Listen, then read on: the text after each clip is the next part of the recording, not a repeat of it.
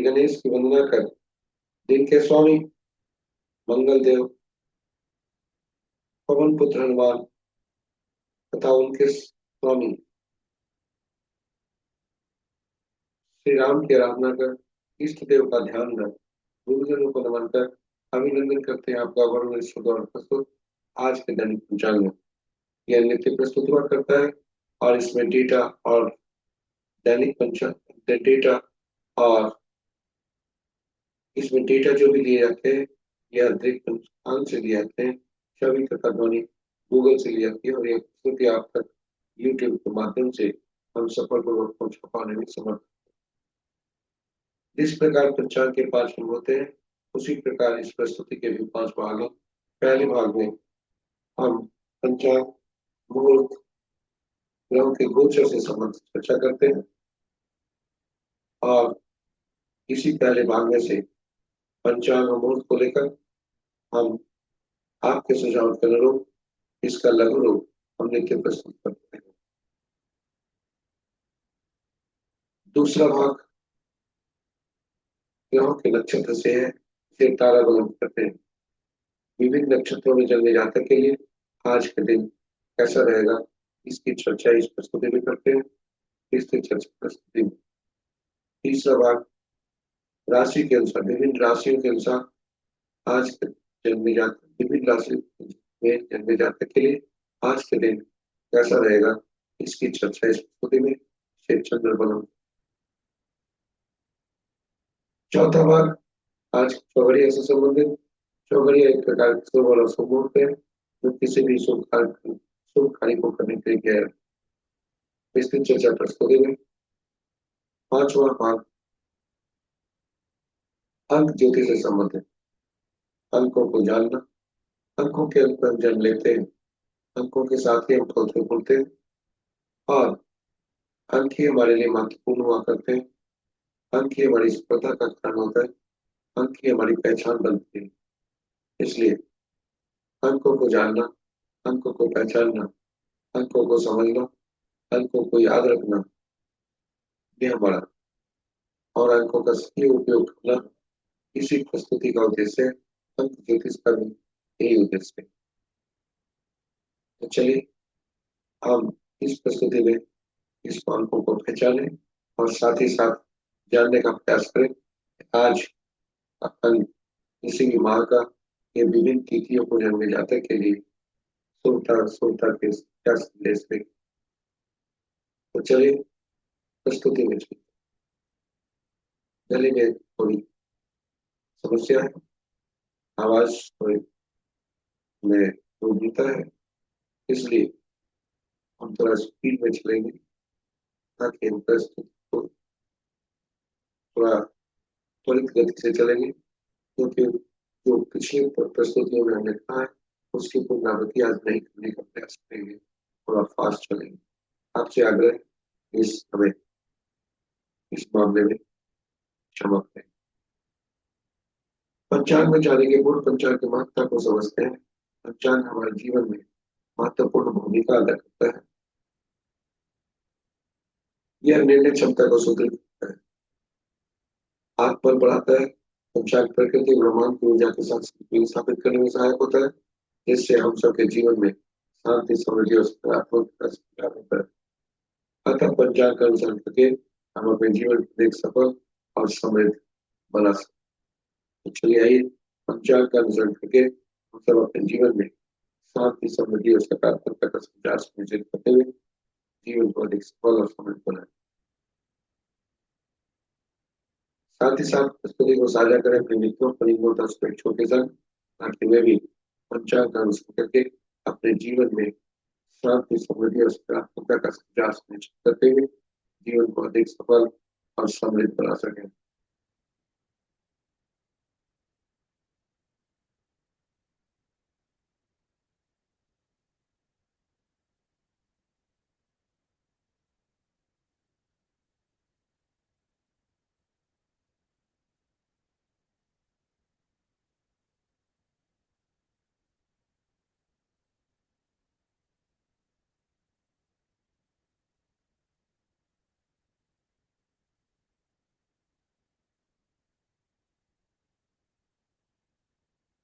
जय श्री राम।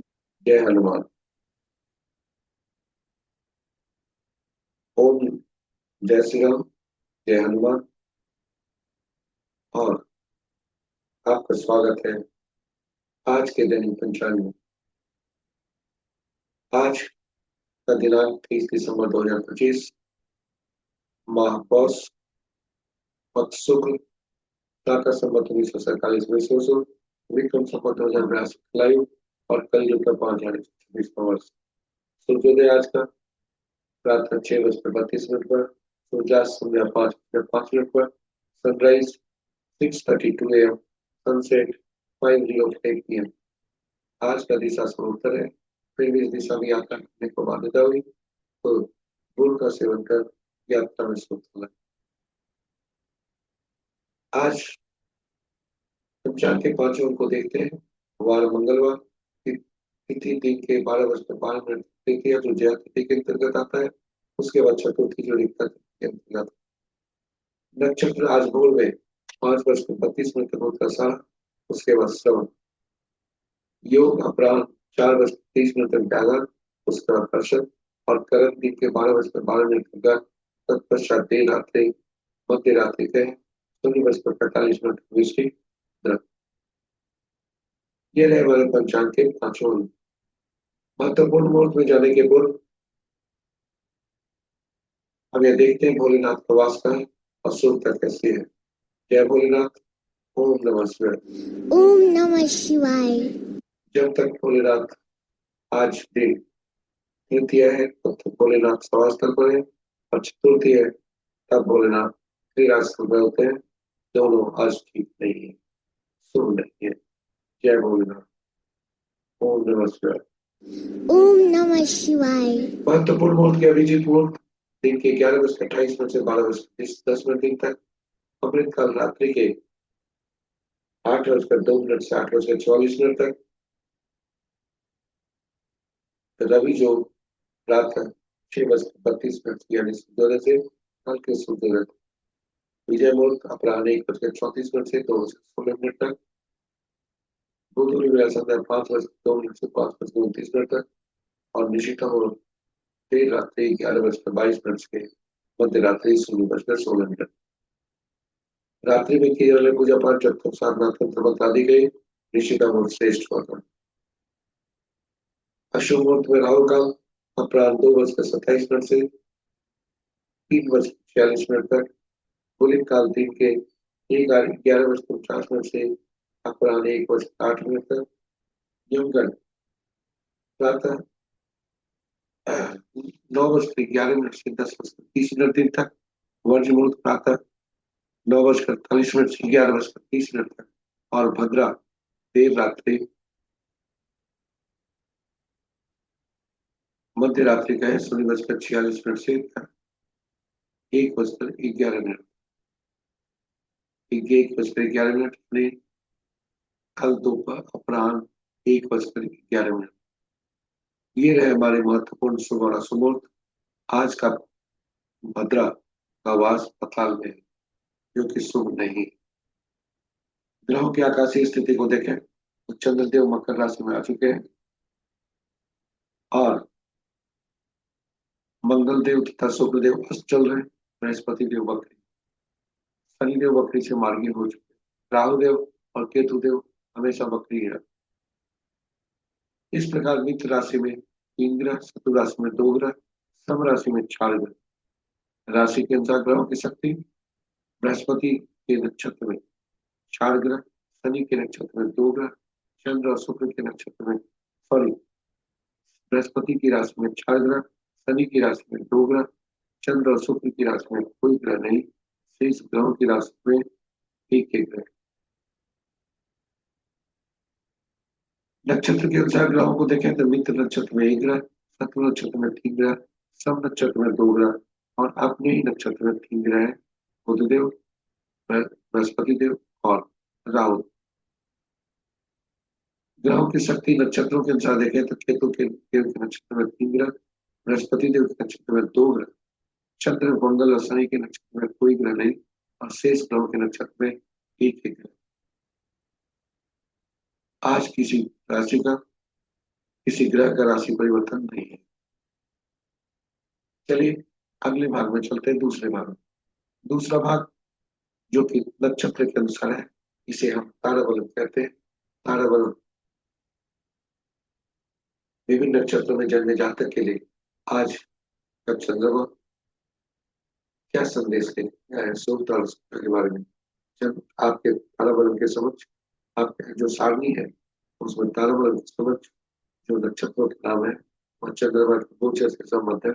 और ताराबलन के नीचे जो नक्षत्रों के नाम है वह जन्म पत्रिका में चंद्रमा, इसका नक्षत्र, जो नक्षत्र के नाम जो नक्षत्र होते हैं उनके, यानी हमारा नक्षत्र जो जन्म नक्षत्र है उसकी सूची। और इसी को चिन्हित कर हम अपने नक्षत्र को चिन्हित करते हैं और वर्टिकल में जाते हैं, जहाँ आज का चंद्रमा गोचर कर रहा है, दोनों का मिलान जब होता है वह आज के शुभता और अशुभता के बारे में बताता है। कुल 9 स्थितियां बन सकती है जब आपका तारा आज के जन्म विपत, क्षेम, प्रत्यय, साधक, न्यायधनी, मित्र और मित्र में हो। जब भी आपका तारा संपत, क्षेम, साधक, मित्र और मित्र में हो, शुभता होगा, जो शुभ कार्य करने हेतु उपयोगी होगा। वही जन्म विपत, प्रत्यय और न्यायधनी में खड़ा होने के कारण अगर संकेत मिलते हैं तो वह शुभता होता है।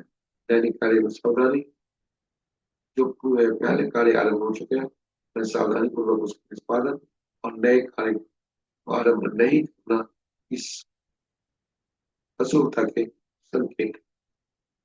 साथ ही साथ हमारा व्यक्तिगत सुझाव कि जो किताबों में लिखा है उपाय, क्योंकि हम कार्यों में शुभता चाहते हैं, इसलिए जो किताबों में लिखी है उपाय उसका उपयोग कर अशुभ तारों को शुभता में परिवर्तित करने का प्रयास नहीं करें, क्योंकि अशुभता होने पर परेशानी ज्यादा हो सकती है। यह ताराबलन मूलतः 9 तारा चक्र पद्धति पर आधारित है, जिस जो जिसके अनुसार हम ग्रहों के बारे में जान सकते हैं पूरे जीवन काल। और पूरे जीवन काल का जानने के बाद हम उसके अनुसार कार्य कर सकते हैं। दशा महादशा का फल जान सकते हैं, ग्रह जन्म कुंडली में बैठे ग्रहों के साथ जान सकते हैं, और उन नक्षत्रों में जन्मे जातक कौन सा फल हमारे लिए देंगे, शुभ अशुभ लाएंगे, यह हम जान सकते हैं। इसलिए 9 तारा चक्र पद्धति काफी उपयोगी पद्धति है। और 9 तारा चक्र पद्धति के जो उपयोगिता, जो सिद्धांत है, वो सिद्धांत वह है कि ग्रहों के मान नक्षत्र हुआ करते हैं, नक्षत्र ही ग्रह का फल देते हैं, ग्रह का अपना फल नहीं है। तो चलिए देखते हैं, हमारे पास प्रश्न उठता है।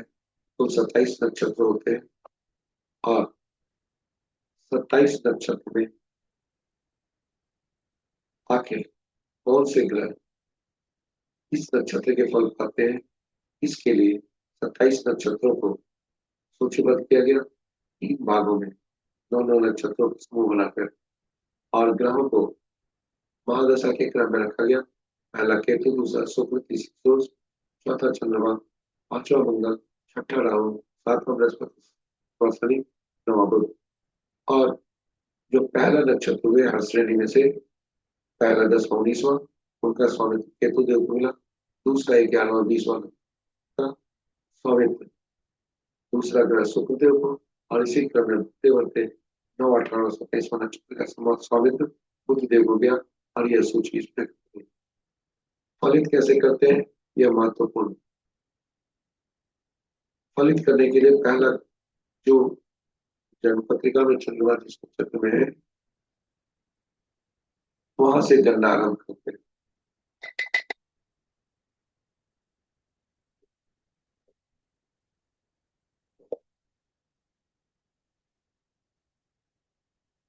चंद्रमा जिस नक्षत्र में है वहां से गणना आरंभ करते हैं, और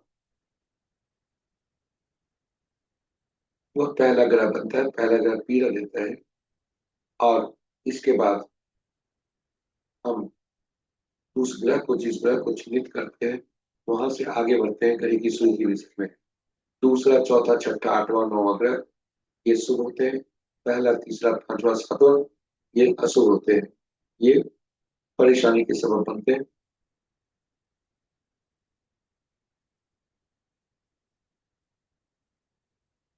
ये देखिए सूची आपके समक्ष है।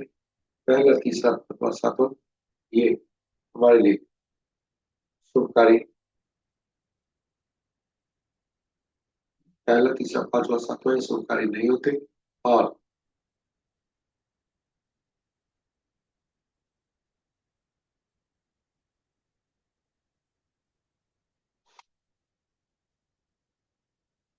दूसरा, चौथा, छठा, आठवां, नौवां ये शुभकारी होते हैं।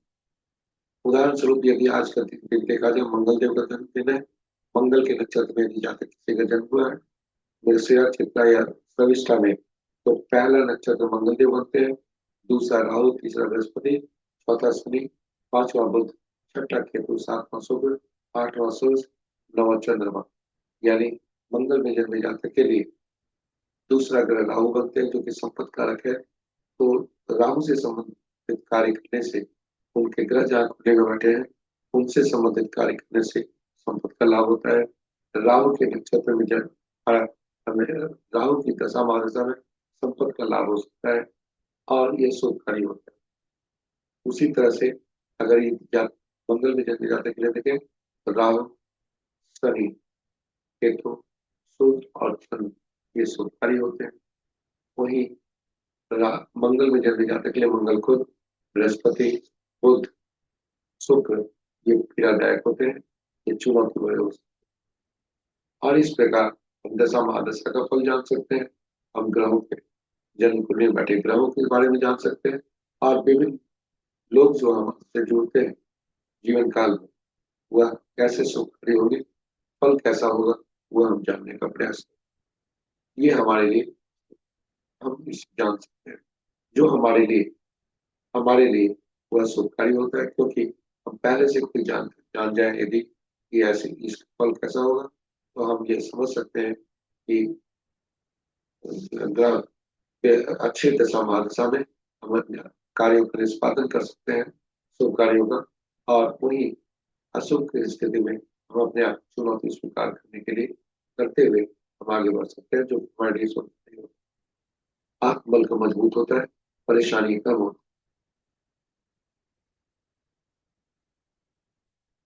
इस प्रकार हम और विस्तार से हमने इस पर चर्चा की है। यूट्यूब में अलग से नौतारा चक्र पद्धति पर अलग से वीडियो पोस्ट करके रखा है, आप उसे देख सकते हैं। जिसमें भगवान राम, माँ सीता तथा पवन पुत्र हनुमान की भी कुंडली। तो चलिए वापस चलते हैं तारा बलम पर। आज का तारा सूर्य और सूर्यता के बारे में क्या संकेत कर रहा है। आज का चंद्रमा कुछ पल के लिए, थोड़ी देर के लिए उत्तराषाढ़ा नक्षत्र में, उसके बाद श्रवणा में, श्रवणा में नक्षत्र में पूरी रात चंद्रमा उसी में रहेंगे। इसलिए उसके बाद 5:32 के बाद चंद्रमा श्रवणा नक्षत्र में आ रहे हैं। इससे फलित हम श्रवणा नक्षत्र का जिक्र करेंगे। कल मृगशिरा नक्षत्र में जाएंगे, उसकी चर्चा अभी नहीं करेंगे। श्रवण नक्षत्र में जो जिनका के लिए सबसे ज्यादा शुभ है, वह पुनर्वसु नक्षत्र में जन्मे जातक, पुनर्वसु विशाखा या पूर्वा भाद्रपद में जो जन्मे होंगे उनके लिए आज ज्यादा शुभकारी है। जब भी आज का तारा आप देखें, उदाहरण स्वरूप भरणी, पूर्वा फाल्गुनी, पूर्वाषाढ़ नक्षत्र में जन्मे जातक के लिए का जो भाग आज का नक्षत्र है वो द्विपद है। आज दिन में 5 बजे प्रातः जब भोर हुआ उस समय उत्तराषाढ़ा नक्षत्र था। 5:32 पर द्विपद ये नक्षत्र परिवर्तन हुआ, जो कि श्रवण नक्षत्र हो गया। और उसी अनुरूप आप फल देखें आज के बारे में। पूरी रात आज जैसा हमने आपके समक्ष जो पंचांग रखा था उसमें स्पष्ट है आज का नंबर कब, यानी पूरी रात हुआ श्रवण नक्षत्र है। उपाय के तौर पर जब जो हमने आरंभ में कहा है, किताबों में जो लिखी है उसको जानकारी के लिए आप रखें और उसे उपयोग में न लाए। आज का आपका तर्क यदि किताबों में जो लिखा है उसके अनुसार जन्म में होता है तो पीला कद्दू पत्ते वाली सब्जी का दाम, विपद में पड़ता है तो गुड़ का दाम, प्रत्येक नमक का दाम, और नैधन्य है तो मूल त्याग जरूर, या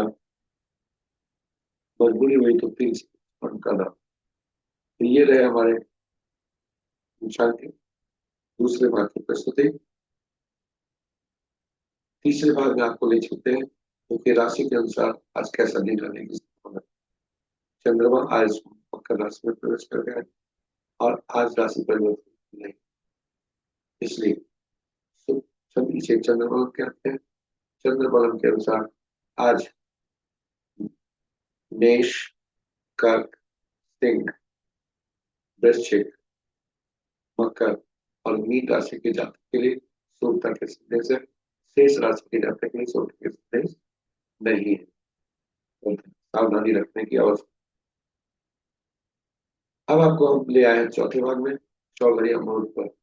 चौघड़िया मुहूर्त एक प्रकार का मुहूर्त ज्योतिष है। चौघड़िया ज्योतिष एक प्रकार का मुहूर्त ज्योतिष है जो शुभ और अशुभ काल दर्शाता है। इस पर हमने विस्तृत चर्चा प्रस्तुति में अलग से प्रस्तुति में की है। फिर भी हम किसी भी कार्य की शुभता लाने के लिए इसका उपयोग करते हैं, चाहे वह कार्य पूजा पाठ से संबंधित हो, पहले बार किए जाने वाले कार्य हो, या ग्रहों के संबंधित कार्य हो। इस ऐसे सभी कार्य जिसमें हम शुभता की अपेक्षा करते हैं उसके लिए उपयोगी। चौघड़िया की उपयोगिता को देखते हुए हमने आज जैसा आरंभ में कहा, यूट्यूब पर अलग से वीडियो हिंदी और अंग्रेजी में रखा है। हिंदी में चौघड़िया की उपयोगिता, अंग्रेजी में ईट चौघड़िया। संक्षेप में बता दें कुछ 8 चौघड़िया दिन के होते हैं, रात के 8 चौघड़िया होते हैं, किंतु साप्ताहिक दिनों से संबंध रखने के लिए साथ ही चौघड़िया का नामकरण हुआ। और जो आरंभ में चौघड़िया चौघड़िया हुआ करता है दिन और रात में, वही अंत का चौघड़िया होता है। इस प्रकार चौघड़िया का संबंध साप्ताहिक दिनों से, और साप्ताहिक दिनों के स्वामी अलग अलग ग्रह बनते हैं जो कि अलग अलग कार्य, अलग अलग उद्देश्य, अलग अलग प्रयोजनों के लिए उपयुक्त हुआ। इसलिए चौघड़िया भी ग्रहों से संबंध हो जाता है और उनके संबंधित कार्यों से, विशेष कार्यों से। तो इस प्रकार चौघड़िया की उपयोगिता और बढ़ जाती है। चौघड़िया की उपयोगिता उपयोग करते समय यह सुनिश्चित करना चाहिए कि आज का चौघड़िया जो हम उपयोग करने जा रहे हैं कहीं अशुभता से अधिव्याप्त तो नहीं है। अगर है तो उसका त्याग कर। दिन का चौघड़िया प्राय प्राय राहु काल, वाल वेला और काल वेला से घोषित होता है। रात्रि का चौघड़िया काल रात्रि। अनुभव के आधार पर पाया है, दिन का चौघड़िया जो होता है शिव शनि का चौघड़िया पिता से ब्रह्मस्कार, सूर्यदेव से ब्रह्मस्कार रहने के कारण वह काल बेला से प्रतिदिन ग्रसित होता है। लेकिन दैनिक कार्यों के लिए धन अर्जन अर्जित करने वाले उद्देश्यों के लिए वह शुभ कार्य होता है। उसी तरह बुध का संबंध अपनी माता चंद्रमा से शुभ नहीं होता और रात चंद्रमा का होता है। इसलिए रात्रि का चौघड़िया, लाभ चौघड़िया जो होता है वह काल रात्रि से। तो चलिए, यह हमने साझा किया अपने अनुभव के आधार पर। अब प्रस्तुति में आगे चलते हैं और आज देखते हैं आज का चौघड़िया क्या है, क्या संकेत देता है। आज का चौघड़िया आप देखें तो उद्योग चौघड़िया जो 7:51 से 9:11 तक है वह वार वेला से ग्रसित है। काल चौघड़िया जो 1:08 से 2:27 तक है, काल वेला से है। और शुभ चौघड़िया जो 2:27 से 3:46 तक है, वह राहु काल से। लाभ चौघड़िया रात्रि का 6:46 से 8:27, रात्रि में है और काल रात्रि से। इसका परित्याग कर शेष चौघड़िया का उपयोग कर। और अब हम ले चलते हैं आपको आगे अंतिम पड़ाव में। अंक ज्योतिष के अनुसार आज अंकों के बारे में हम कैसे जानें, कैसे समझें और कैसे उसे परखें, उपयोग करें। साथ ही साथ आज का अंक विभिन्न तिथियों में जन्मे जातक के लिए क्या शुभ और अशुभता के संबंध में क्या संकेत। अंक ज्योतिष में एक अंक ही काम होते हैं, तो जब भी एक से ज्यादा अंक का समूह होता है तो उसको जोड़कर हम एक अंक में परिवर्तित करते हैं। और ये अंक होते हैं एक अंक 1 से 9 तक। शून्य को गणना में नहीं लेते। 1 से 9 तक के अंक में 5 5 वैल्यू होता है, बस बीच में आने के कारण यह मजबूत स्थिति में होता है कि यह से ताकतवर होता है, क्योंकि ये पहले 5 के पहले आने वाले अंकों को बाद में आने वाले अंकों को संतुलित करते हैं। अंक ज्योतिष में जब भी हम अंकों को ये करें तो यह जरूर सुनिश्चित कर लें कि यह अंक हमारे जन्म में, जब भी हम कोई भी अंक का प्रयोग करते हैं जीवन में, तो यह जरूर सुनिश्चित कर लें कि यह अंक हमारे लिए क्या फल दे रहे हैं और इसकी उपयोगिता क्या है। 1 से 9 तक अंक और नौ, इन 9 अंक के शासक ग्रह अलग अलग होते हैं। 1 के सूर्य, 2 के चंद्रमा, 3 के बृहस्पति, 4 के राहु, 5 के बुध, 6 के शुक्र, 7 का केतु, 8 का शनि, 9 का मंगल। और ऐसी भी परिस्थिति बनती है कि कोई अंक हमारे जन्म तिथि में नहीं है, तो चूंकि ये सभी ग्रहों के अपने तत्व होते हैं, अपने गुण होते हैं, अपनी ऊर्जाएं होती है, कोई अंक हमारे जन्म तिथि में नहीं रहने के कारण, मिसिंग रहने के कारण, हम उन अंकों से संबंधित ग्रहों की तत्व, ऊर्जा आदि के का अभाव हमारे शरीर में होता है, हमारे वास वास्तु में भी होता है। और इस प्रकार उसकी क्षतिपूर्ति करना, उसको उपलब्ध कराना, यह हम अंक ज्योतिष का काम है। कुछ परिस्थिति ऐसी भी बन सकती है कि कोई अंक 2 से ज्यादा बार आया हो, वैसी स्थिति में उस अंक से संबंधित ग्रह की ऊर्जा की अधिकता पाई जाती है, तत्व की अधिकता पाई जाती है, जो असंतुलित होता है। कभी भी अंक की 2 बार से अधिकता उचित नहीं है, लेकिन प्रकृति की देन है। उस स्थिति में हम उन अंकों को, वैसी परिस्थिति में उन अंकों को हम दोबारा प्रयोग न करते हैं, कोशिश करते हैं जो रिपीटेड अंक है उसको वो दोबारा ना आए। अंकों को उनकी उपयोगिता के अनुसार, उनके ग्रहों की उपयोगिता के गुणों के आधार पर अंकों को विभिन्न नाम से पुकारा जाता है। 1 को राजा, सरकार या बॉस से, 2 को रानी या प्रिंस से, 3 को गुरु, सलाहकार से, 4 को शरारती तत्वों से, 5 को राजकुमार से, 6 को मंत्री या सुख सुविधा देने वाले व्यक्तियों से,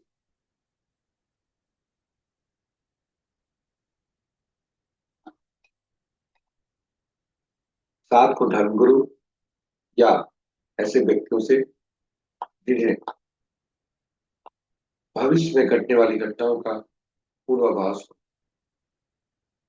8 को अधीनस्थ कर्मचारियों से, नौकर चाकर से, समाज के नीचे के तबकों लोगों से और न्यायालय से, 9 को सेनापति, पुलिस, डॉक्टर या खून से।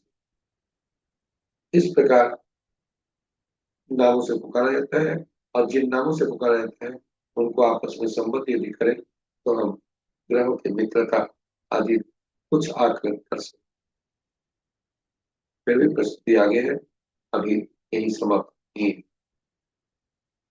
एक जन्म तिथि हमने लिया है, आज 23 दिसंबर है। हमने गूगल से एक जन्म तिथि लिया है किसी महान व्यक्ति का, महान पुरुष का, जो जिनका नाम, जो ख्याति प्राप्त व्यक्ति है।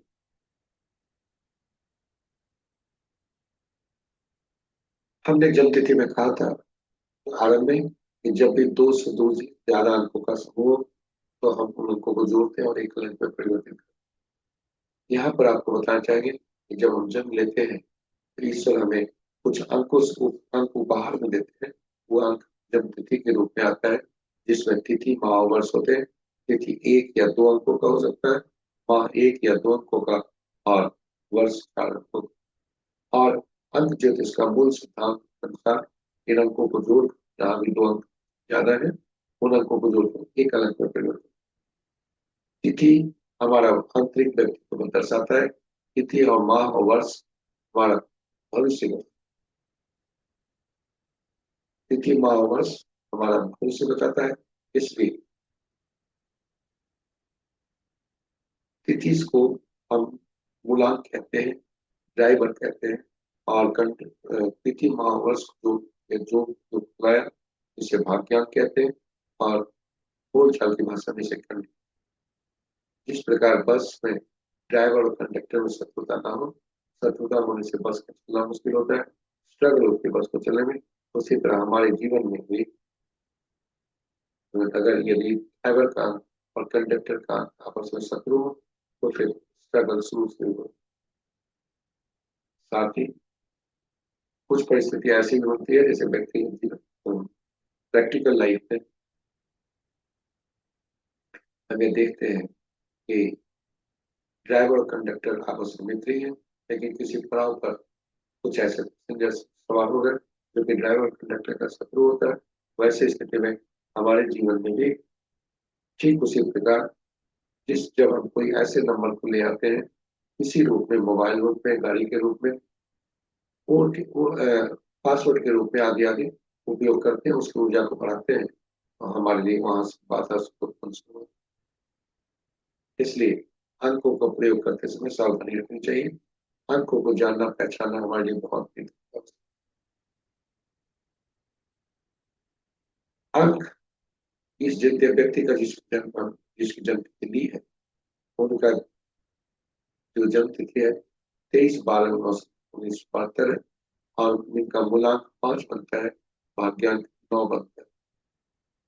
यहाँ एक बात हम तक बोलना भूल गए कि तिथि और माह को जब जोड़ते हैं तो वो हमारा बाहरी व्यक्ति, किंतु उसको गणना में नहीं लेते, केवल अध्ययन करते हैं, उसके वीक पॉइंट को जानने का प्रयास। इस जातक का जो जन्म तिथि हमें दी है, उनका मूलांक 5, भाग्यांक 9, और एंजिल नंबर निकलता है, वह निकलता है वर्ष से।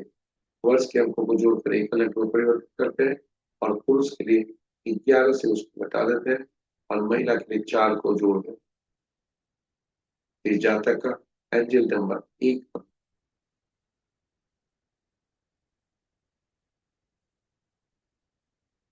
आपके समक्ष एक जो सारणी प्रस्तुत है, एक सारणी बताता है कि अंकों का जो हम ब्लैंक टेबल बनाएंगे उसमें अंकों को कहाँ रखेंगे, उनका स्थान कहाँ है, और उसका तात्पर्य क्या है। जैसे उदाहरण के लिए देखें, हॉरिजॉन्टल में देखें तो 4 9 2 जो व्यक्ति के इंटेलिजेंट दिखाता है, 3 5 7 इमोशनल लेवल को दिखाता है, 8 1 6 प्रैक्टिकल लाइफ, प्रैक्टिकल उसका सोच क्या है वह बताता है। यदि वर्टिकली जाए तो थॉट प्लान हमारा 4 3 6 8 बताता है। तो व्यक्ति के सोचने की क्षमता, विल पावर, आत्मशक्ति, आत्मबल कितना है वह 9 5 1 बताता है, और एक्शन कैसे होगा वो 2 7 6 बताता है। इस जातक के परिप्रेक्ष्य में देखें तो 4 अंक, 8 अंक और 6 अंक मिसिंग है, यानी 4 8 और 6 से संबंधित जो भी ऊर्जाएं हैं, जो भी गुण है, जातक में कम कमी पाई जाती है। लेकिन साथ ही साथ यह भी देखें कि 2 और 1 अंक की अधिकता है, यानी 2 का अंक इमोशन से कनेक्ट है, वह उसकी अधिकता ज्यादा है, 1 की भी अधिकता है। इसलिए थोड़ा जब भी हम कोई अंक उपयोग में लाए मोबाइल अंक के आदि में, उसका योगफल 2 नहीं होना चाहिए या 1 नहीं होना चाहिए। जातक का यदि देखें 3 बॉक्स में से जितना भरते हैं, जितना बॉक्स में अंक रहते हैं, उस वो प्रतिशत उस व्यक्ति का वो लेवल होता है। जैसे उदाहरण के लिए 4 9 2 प्लेट में ये इस जातक का 2 बॉक्स पड़ा हुआ है, यानी इंटेलिजेंट लेवल जो है इनका 66। यहाँ गणना में थोड़ी भूल हुई है, क्षमा प्रार्थी है। इमोशनल लेवल जातक का 100%, 33 5 7, ये सभी बॉक्स यहाँ फुल है। इसलिए यह जो जातक का यहाँ हमने लिखा है यह गलत है, जिसे आप सुधार लें। इसके लिए हम क्षमा प्रार्थी हैं। ये डेटा गलत है, और ये 33% होगा, ये भी 33% होगा, और ये 100% होगा, और ये 66% है। इस प्रकार जातक का कहीं इंटेलिजेंशियल लेवल यह 66%, emotional level 100%, practical life level जो है 33%। यदि थॉट प्रोसेस होता है तो यह सोचता जाता कम है, 33%। और विल पावर पे ये जो सक्सेसफुल सक्सेस बताता है, हर सफल व्यक्ति का ये 100% अक्सर हुआ करता है। ये 100% इस जाता कभी है और एक्शन में हुआ क्या। इस प्रकार हम आकलन करके जान सकते। अब अंकों को सुधारने हेतु अंकों को जन्म तिथि में मान लीजिए, हमारी जन्म तिथि में मूलांक और भाग्यांक आपस में शत्रु हैं।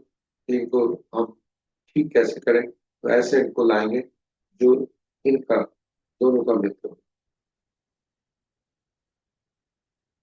और यह हम कहाँ से लाए, स्रोत क्या होगा, तो स्रोत अगर हम जन्म के समय तुरंत नहीं लाए तो वैसी स्थिति में परिस्थिति हम जातक को ज्यादा स्ट्रगल फेस करना पड़ेगा। और हम उसे इसलिए ऐसा अंक लाते हैं जो कि धरती के ईश्वर माता पिता देते हैं, वो होता है नामांक। नाम हमारा चिर होता है, स्थायी होता है और वह बदलता जल्दी नहीं है, इसलिए और मृत्यु के बाद भी खाना, इसलिए और जन्म तिथि भी वही है। तो ईश्वर द्वारा प्रदत्त जो अंक है उसमें हम एक धरती के ईश्वर द्वारा प्रदत्त अंक को जोड़ उससे तालमेल करा करके हम उसका फिर अब प्रश्न यहाँ पर उठता है कि अंक नाम में तो अक्षर होते हैं, फिर अंक कहाँ से लाएंगे। तो वैसे स्थिति में आपके पास सूची संबंध है। अंकों के अक्षरों के अंकीय मूल्य होते हैं, इन अक्षरों के अंकीय मूल्य होते हैं, इसलिए नाम जो भी होता है उसमें उन अंकों को अक्षरों के से उन अंकों को रिप्लेस करके बदल कर फिर अंकों को जोड़ते हैं और एक अंक में परिवर्तित करते हैं। नाम का प्रयोग करते समय यह सुनिश्चित करते हैं कि नाम का पहला अक्षर ही शत्रु अक्षर न हो, शत्रु अंक को आज्ञा दे। ये जो जनतिथि हमने लिए है, यह दीपक चौरसिया जो एक जर्नलिस्ट, इनका जो नाम का पहला अक्षर चार होता है और नाम का नामांक होता है। अब हम इनका तालमेल करेंगे। इनका जातक का मूलांक 5 है, भाग्यांक 9 है और इनका एक जो है एंजल नंबर है। इन सभी को हम तालमेल कराएंगे, ये कहाँ से हो। तुम पूरे जीवन में याद रखें कि ज्योतिष में मूलांक और भाग्यांक पर ही पूरा ज्योतिष होता है, इसलिए उसी को ठीक रखना हमारा कर्तव्य है। और शत्रुओं को पहचानना। तो चलिए अब आपके समझ लाते हैं शत्रुओं। 1 के 8, 2 के 4 6 8 9, 3 के 6, 4 के 8 9 4 2, 5 के कोई नहीं, 6 के 3 9, 7 के 7 9 3, 8 के 1 2 9 4 8, 9 के 6 4 2 8 9। इसमें आप देखें 5 अंक बहुत महत्वपूर्ण होता है, इसलिए कि कोई अंक इसका शत्रु नहीं होता। इसलिए अक्सर एक का भी शत्रु बहुत कम है, केवल 8 है। इसलिए 1 और 5 का ज्यादा यूज होता है। यदि जातक का 8 अंक नहीं है मूलांक और भाग्यांक में, तो हम एक का भी प्रयोग, अन्य अंक का भी प्रयोग कर सकते हैं इस परिस्थितियों में, लेकिन यह सुनिश्चित करते हैं कि वह शत्रु अंक से जुड़ा नहीं। अब जातक का मूलांक 5 है, इससे 5 ब्लेसेड नंबर है, ईश्वर द्वारा वरदान के रूप में। और इसका जो भाग्यांक है वो 9 है, और 5 और 9 आपस में शत्रु नहीं है, इसलिए इसकी स्थिति बहुत अच्छी है। हम नाम पर जाते हैं। नाम में देखें 9 का शत्रु अंक कौन सा है। 9 का 3 नहीं है, 3 का 9 नहीं है, नामांकित का 3 के 8। लेकिन नाम का पहला अक्षर यह जो अज्ञात है, जो कंडक्टर है, उसका यह शत्रु, इसलिए जीवन में बाधाएं कहीं आएगी। तो ये रहे हमारे आपके समक्ष एक और सारणी है जो कि नाम का पहला अक्षर को कौन सा शत्रु अक्षर है वो आपके समक्ष लिखा है।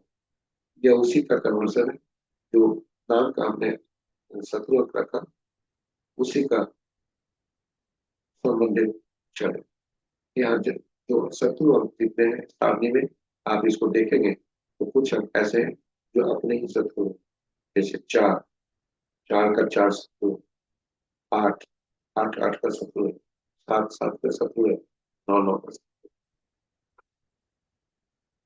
उसके पीछे औचित्य है, क्योंकि राहु एक सोचने वाले व्यक्ति, काफी सोचेगा, एक झांसा देने वाले व्यक्ति, झांसा दूसरे और झांसा देने वाले व्यक्ति को पसंद नहीं करेगा। झूठ बोलने वाले व्यक्ति दूसरे झूठ बोलने वाले व्यक्ति को पसंद नहीं करते, इसलिए राहु राहु का दुश्मन, चार चार का दुश्मन। सात, सन्यासी, साधु सन्यासी, ये भी आपस में दुश्मन होते हैं। एग्जीक्यूटिव पर्सन भी आपस में दुश्मन होते हैं। आठ, नौकर चाकर, न्यायाधीश, ये सभी आपस में दुश्मन हैं। और नौ अंक, सेनापति, एक सेनापति दूसरे सेनापति को नहीं देखना चाहता। शरीर का खून जो हमारा है और दूसरे ग्रुप में समूह में नहीं मिल सकता, इसलिए सीमा सीमा है, और इसी सीमा के अंतर्गत सभी हो रहा है। तो ये आपके पास अंकों के दुश्मन का। अब आपके पास बोनस प्रस्तुति है, वह है पर्सनल ईयर कैसे निकालना। पर्सनल ईयर निकालने के लिए जन्म तिथि को, जो ओरिजिनल जन्म तिथि है उसे वर्ष को निकाल देते हैं, वर्तमान वर्ष को रखते हैं। और यह अंक यदि हमारा जो रनिंग एज है और साथ साथ जो यह अंक आया अज्ञान, वह मूलांक मान ज्ञान के सकता है। तो रनिंग एज जाता है 54वां है, और कंडक्टर इनका जो बनता है वो 8 है। 9, 8 है संबंध तक है। तो साथ ही साथ 9, 9 का तो इसलिए रनिंग एज ये बताता है। पर्सनली ईयर 2025 का बताता है कुछ परेशानियां आ सकती हैं। आज का अंक देखते हैं। आज का अंक 8 बनता है, वह विविध तिथियों को जन्मे जातकों के लिए क्या संदेश देते हैं। 8 अंक ऐसा अंक है जो अधिकांश अंकों के शत्रु, क्योंकि ऑडिटर होते हैं, ये न्यायाधीश, ये जजमेंट देते हैं, पनिशमेंट देते हैं। इसलिए केवल 1, 2, 3, 4 ये शत्रु, 5, 6, 7 7 तटस्थ है, 8, 9 के क्रम संख्या। इसलिए 1, 10, 19, 28, 2, 11, 20, 29, 3, 12, 21, 23, 4, 13, 22, 21 और 8, 17, 26, 9, 11, 27 जन्मे जातक आकर क्लियर दिन अच्छा देंगे। और 5, 14, 23, 6, 15, 24, 7, 16, 25 जन्मे जातक के लिए अति उत्तम, साधारण उत्तम नहीं, क्योंकि इसलिए किसी के दिन को उत्तम नहीं बना। तो चलिए, ये प्रस्तुति यही समाप्त होती है। आप हमसे बने रहे, इसके लिए बहुत बहुत धन्यवाद। आशा करते हैं प्रस्तुति आपके लिए उपयोगी हो। जगत खराब, हमारे अगले में थोड़ी समस्या है, लग गई है, इसलिए आवाज में यदि टूटी रही होगी हम आपसे क्षमा प्रार्थी हैं। इस प्रस्तुति को यदि आप पहली बार देख रहे हैं तो हमारा चैनल को सब्सक्राइब कीजिए तथा नोटिफिकेशन बटन को जरूर दबा लीजिए, ताकि आपके पास हमारी हर प्रस्तुति की सूचना मिले और आप उससे लाभान्वित हो सके। साझा कर प्रस्तुति को अपने मित्रों, परिजनों तक सुरक्षित कर ज्ञान को बढ़ाएं, ताकि सभी का कल्याण हो सके, सभी के जीवन में सुख आ सके, सभी ज्ञान अर्जन कर अपने इस प्रस्तुति का लाभ उठाए। और अंत में आज मंगलवार है, मंगल कामना करते हैं। मंगल देव श्री राम, श्री हनुमान असीम कृपा प्रदान। जय मंगल देव, जय श्री राम, जय हनुमान।